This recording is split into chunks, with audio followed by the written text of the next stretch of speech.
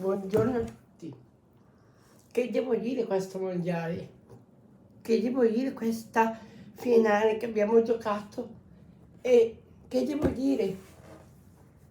Sì, non abbiamo giocato proprio bene, ci siamo solo difesi e basta.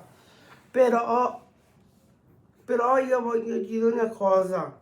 Un giocatore, 39 anni, che ci ha portato in finale, c'è da solo fargli i complimenti. Complimenti a Leo Messi, complimenti.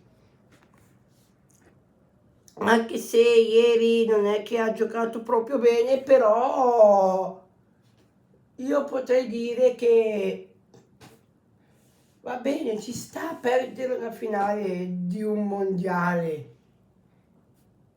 Non fa niente, l'importante è che siamo sempre più forti.